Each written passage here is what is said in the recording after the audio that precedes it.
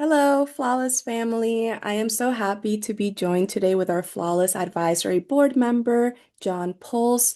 John is a licensed clinical social worker, psychotherapist, professor, and co-founder of Full Life Comprehensive Care. Today, we will be discussing the tragic situation involving the Reiner family. The issue in this case hit at the core of what you do and our mission here at Flawless. So, thank you for taking the time to talk with us so we can address some of the harmful misconceptions. Thank you for joining us today, John. Thanks so much for having me. Of course. So we'll start as we usually do here at Flawless by asking, how are you really doing? Well, I love that first question. So I'm really doing well, but I will tell you that this time of year is hectic. I got three kids and balancing holiday events and work crises, so it's a lot, but I'm hanging in there. I'm glad to hear that you're managing such a stressful time. There's definitely lots of fun, but lots of stress to the holidays. Absolutely.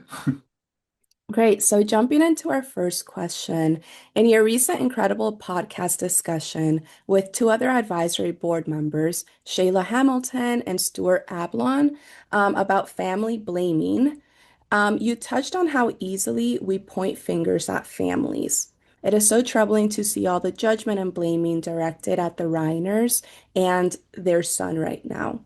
Does the way the media portray these tragedies contribute to that blame culture? Also, statistically, violence is really on the rise. Is violence really on the rise, or are we just seeing more of it on our screens?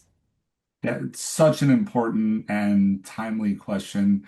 I would say without a doubt, some of the rhetoric surrounding the Reiner family on the tragedy that occurred is contributing to family blaming. I think this is often the case in general when something like this happens, is that the finger pointing starts. So people look for someone to blame. And frankly, when it comes to any type of substance use issue or mental health disorders, there's an old school belief system that the parents must have done something to contribute to this, right? The fault ultimately lies on the parents. And that narrative is incredibly troubling because most parents do everything they possibly can the best way that they know how to. And so it absolutely contributes to that blame culture. As far as violence is concerned, it's an interesting question, right? And it's certainly debated. I think anybody that follows the news and the media on a regular basis would say that violence is absolutely out of control. And there are certain types of violence that have increased against religious minority groups and things like that. Um, but in general, we actually live in one of the safest times of our country, like statistically, right? So, and that's in terms of violent crime and otherwise. So is violence rising? Not necessarily, again, with the exception of those specific groups, which is obviously, terribly concerning. But I think more of what it is what we're consuming and how quickly we get information about violence and the graphic nature of it. Yeah, it's really important to learn about that nuance. So thank you for sharing that. Um, Moving on, one of our board members, Dr. Giuliani, always says that when he is working with parents, he asks them what they think and trusts them for their insight, as they often know their child best and what may or may not be effective given their child's personality, emotions, and psychological history. Rob Reiner publicly stated that he was so desperate to get help that he abandoned his own instincts to listen to the professionals who often recommended things like tough love that were not helpful. In the media, conversations, many professionals are saying that Rob Reiner should not have enabled his son and not trusted his instincts. Do you have any thoughts on this? Yeah, I have so many thoughts on this. Um, so the first thing is that this is a common thing that I hear most families come to me with.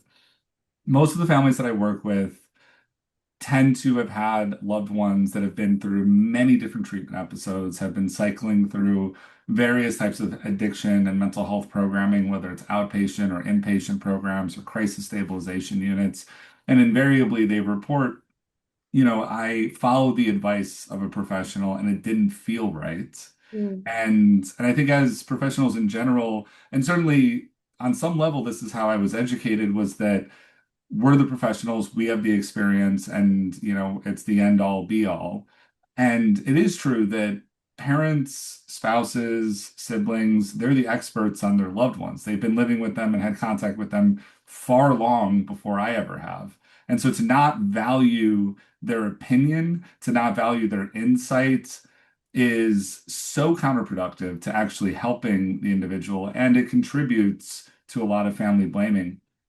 And the one point I really wanted to touch on as well was the tough love component. Right. If I some of the reporting I've been hearing, and we may hopefully I'm not getting ahead of myself here, but some of the tough love approaches that I heard was, for example, making their son homeless, and things like that. And tough love has been a narrative that stems back to really the origin of addiction treatment and mental health treatment, which is that the idea and belief system that this is a moral failing, and the only way to address the moral failing is to use tough love. And the thing about tough love is that it's been researched, and the research is pretty consistent, and it doesn't really work. So it would be one thing. I mean, I think tough love in general is often an inhumane way to treat someone. But it also doesn't work. So, like whichever way you spin it. And now that's not to say that families can't have reasonable boundaries to try to keep themselves safe. They should do that, but it doesn't necessarily need to be in a punitive, tough love way. It can be, reasonable boundaries that are appropriate to the circumstances. Absolutely. It's great to hear that. I mean, even the word tough love seems a little bit like an oxymoron, in the first instance. It is particularly troubling to observe the judgment directed at the Reiner family. The media has been notably unforgiving, often using reductive and unkind language such as, he was a spoiled narcissistic addict. At Flawless, we are sticklers for this, and using first person language is so crucial. Calling someone their diagnosis or slang like addict. How damaging is this type of rhetoric in media and popular culture? Absolutely. So people are not their diagnosis. That's the first thing. When people use the term addict or alcoholic, it can be appropriate in one very specific setting, and that is in a 12-step mutual aid recovery group, right? If that's the culture within the group and that's what people identify themselves as to be a part of that group, that's fine. But that is completely separate and apart from professionals or other people in the community using that type of language. Somebody that they refer to as an addict is somebody that has a substance use disorder, has a diagnosed mental health condition, and that's not who they are. That is what they're suffering from.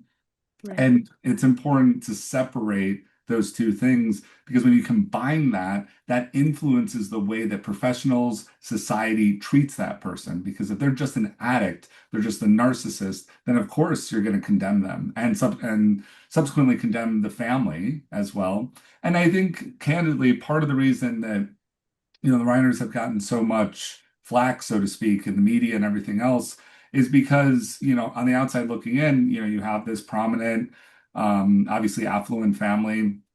And so you see the judgment come down on them incredibly harder than perhaps it would in another scenario. But regardless, calling someone their diagnosis, especially as a professional, is ineffective and damaging and influences the way that professionals in the community treats that person.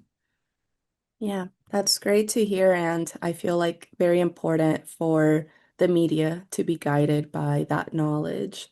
In our recent Flawless blog, we mentioned your quote, if a behavioral health treatment plan doesn't include family involvement, it isn't a plan, it's just a temporary band-aid. Can you share what inspired that statement and break down what it really means? Absolutely. So, one of the things that inspired that post was my years of working in residential and inpatient programs. And so, what I would often see is the family would be siloed in the background because they would be thought of to be the problem. And as a result, the treatment plan would be created without the input and involvement of the family. And what I always emphasize is that when somebody is discharging from treatment, they're not going to be involved in that treatment facility for very much longer. Who is going to be involved with that person is their family, their parents, their significant others, their siblings. And so to not involve them, it is just a band-aid. Yeah. And building on that, why do you think the role of families is so overlooked in treatment planning? What are the biggest misconception systems about family involvement that lead to this? I believe you touched on some of this in saying thinking that they are perhaps what created this situation. Absolutely, and I'll expand on it. So, um, problematic family dynamics are very common when it comes to addiction and mental health issues. People develop these issues, and as a result of it, they get like thrown into these different patterns that from the outside looking in are unhealthy, and they may be unhealthy, but families need support, education, guidance, involvement. And if you're operating from the assumption that this family is engaging in an unhealthy way, siloing them in the background and not involving them in the treatment plan will only make things worse. And in actuality, the family is critical for any aftercare plan because the individual, the person of concern that's in the facility or in the program is going to only be in that program for a short period of time. The family is going to now have to be involved in support. Great. And in talking about aftercare, you have outlined 5 specific recommendations for family inclusive care that I'll walk our listeners through. That's co-write the aftercare plan with the family weeks before discharge, to assign a family coach who remains on call from day one, helping to implement the aftercare, including the family as equal co-participants or codependent sideliners, and measuring progress by life skill milestones, not by insurance calendars. So, out of those steps, do you find that one is most often ignored? And if so, what are the real life costs of that? So there's a couple things that are ignored. So aftercare plans are often rushed without a lot of thought put into them at all. And they're just completing a form on a discharge document and they list some resources and that's the end of it. Aftercare plans should be created weeks before and involve the family who is going to be supporting their loved one after they discharge. So to not pre-plan, it's going to be doomed for failure. And the part you read where it talks about co-participants instead of codependent sideliners, right? Because that's part of the pejorative and judgmental language is people are labeled codependents and therefore detrimental to their loved one's recovery. So they are sidelined as a codependent instead of being involved. And I can talk about, I've done various trainings on the harmfulness of the codependency narrative, so to speak. But the easiest way I would explain it is that families are going to be involved regardless. So they're going to be involved. And if they do have some problematic behaviors, sidelining them will only increase it. So they need to be co-participants, they need to be involved, they need to look at these dynamics. And then having a family coach or somebody involved to assist and oversight everything is really important. Yeah, that's great to hear, especially the importance of co-participants. There is often a sharp divide in public discourse between addiction and mental health. Yet clinical research increasingly emphasizes that the brain is the brain, meaning both it falls under the same neurological umbrella. Despite this, a moral failing narratives persist in popular culture. How can the shift toward understanding these conditions as matters of chemistry rather than character change the way societies support families in crises? In addition to that, why is it so difficult for the public to view addiction through a medical lens rather than a moral one? Yeah, wow, this is like one of my favorite topics. So I love the line, the brain is the brain. And so much of my formal education and then my actual early years of clinical practice really separated addiction from mental health, as if these two very distinct things aren't interrelated at all and therefore should be treated as such. I will tell you that it is very rare these days that I encounter somebody with a substance use disorder or problematic substance use that doesn't also have a more severe and persistent mental health issue. The two are very much intertwined. And so to, again, silo them, at the risk of continuing to use that word, really is counterproductive because it doesn't recognize the fact that the two are often intertwined. And I think the impact of that is that we decide that certain mental health conditions are more of a moral failing than others. And then the judgment and treatment reflects that. And certainly the professionals that are working with them reflects that. Let's see. Um, we wanted to know about, so there's anosognosia. It's a challenging and often misunderstood brain disorder. Can you share what it is and how you approach supporting individuals with SMI who may not recognize their illness, and how you have been, oh, how you have seen the affected family support, any resources for loved ones with navigating this? Yeah, so anosognosia is something that is most closely associated with people with various types of psychotic disorders. So that would be schizophrenia, schizoaffective disorder, bipolar 1 with psychotic features. And I think anosognosia is often put under the same category as denial, but those are two very distinct things. And the example I always give is if somebody has a substance use disorder and they're addicted to heroin, for example, they may be in denial about the severity of the heroin addiction. They may be in denial about the risk associated with it, but they are not in denial that they are in fact using heroin, right? So they're aware of that. They're in denial of the severity. Somebody with anosognosia, the psychotic symptoms, the delusions that they're experiencing are as real as you and I talking right now. So if somebody came to me and said, John, you're not actually on a podcast, you're talking to no one, needless to say, I wouldn't believe them, right? Right. I mean, they could talk to me till they're blue in the face. I know I'm in a podcast. I know I'm talking to somebody, and I believe it in my core. And so if somebody tried to convince me otherwise, I wouldn't accept it. I wouldn't believe it. If they tried to show me proof, I wouldn't believe it. If they tried to argue with me, I wouldn't believe it. And so anosognosia is really a not just denial, it's a complete lack of awareness. And so you can't treat that by like fighting, yelling, or condemning somebody that's experiencing it. In fact, that can often push somebody further into delusions. Um, so, one of the best ways to address this is actually through something called the LEAP method. And that stands for listen, empathize, agree, and partner. So, when you're trying to address somebody that is experiencing anosognosia and in a delusion, you want to like spend some time listening to them. So again, to use the podcast example, if in fact I was delusional, right? You'd want to say like, okay, I understand that you feel that you're in a podcast. Can you tell me more about that? You want to empathize that like they really believe this is real.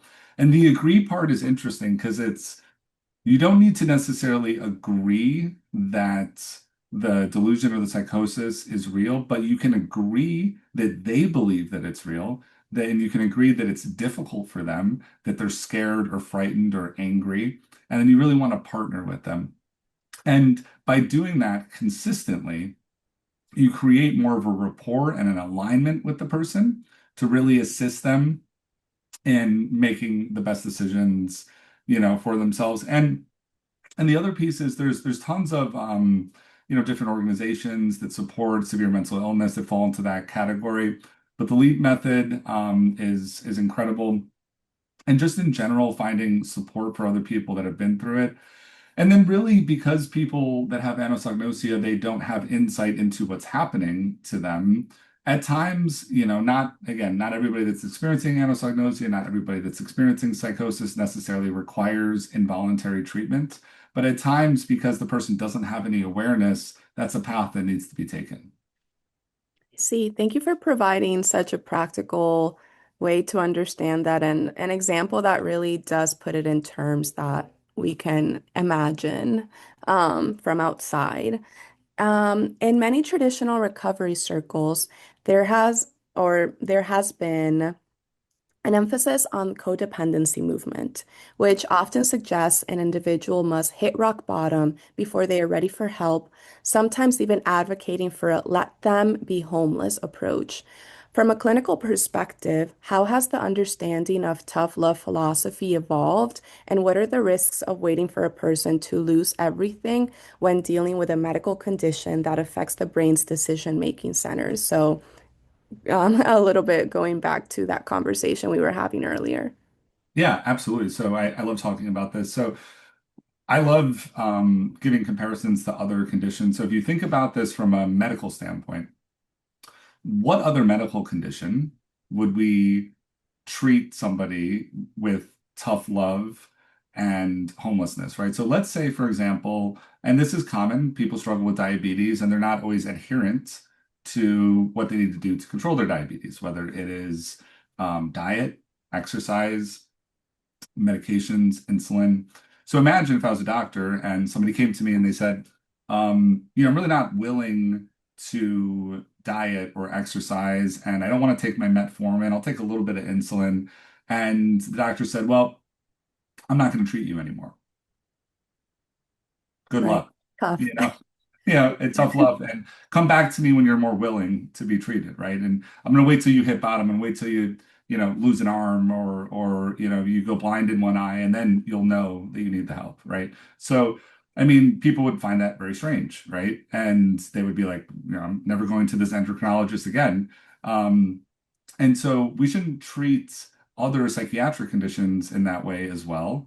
And by using tough love and labeling families as codependent, it doesn't help. And as far as those hardline boundaries, homelessness and other things like that, there's a bit of nuance there, which is families have to keep themselves safe, right? And if there is a safety issue, I help families, try and create safety plans and things like that. Um, Certainly there could be very rare circumstances where something like homelessness is warranted, but again, for the most part, those types of recommendations are given really flippantly and without a lot of thought.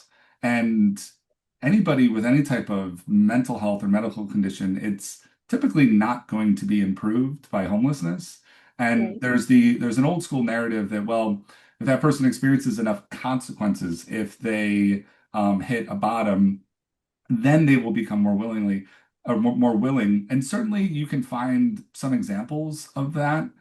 But overall, that type of tough love approach and forcing somebody into a state of desperation generally doesn't produce more recovery. It produces more desperation. And as far as, waiting for somebody to hit bottom, I just don't think we would really take that approach in any other situation. And if the person doesn't know that they need help, sometimes you have to meet them where they are, try and work with them, use some harm reduction. At times, there can be certain laws where you can initiate involuntary treatment proceedings, but waiting for them to hit bottom can often have disastrous consequences. Absolutely. And it's incredibly impactful that you continue to analogize to a physical injury of sorts or something, some type of physical condition, because it really does emphasize the need for more resources, not less. And Absolutely. so also, this public health emergency requires every single one of us to get involved. What do you recommend that people do to take action? Oh, wow, that's a loaded question. Um, so, I mean, certainly. Support organizations that are doing the work, as I like to say. So having these types of conversations, trying to change the narrative, coming up with more unique, person-centered, modern approaches to psychiatric and addiction care. Definitely support organizations that, or don't support organizations that are continuing this harmful narrative surrounding this. Local advocacy groups and educational groups are really important. And then, in a perfect world, treatment facilities would start to operate from this lens. And because there are so many people, hundreds of thousands, millions of people that are not responding to our current mental health and addiction care system. And at a certain point, we have to ask why that is, right? It's easy to blame the individual, it's easy to blame the family, but I would argue that we're not creating programming that is meeting the needs of the community. Absolutely. I believe to that list, we would add political involvement connected to the advocacy you mentioned, and even in envisioning these programs, I think at Flawless, we want to emphasize how long or how far compassion can go. And your previous points very nicely tie into how we like to finish off with a note of hope.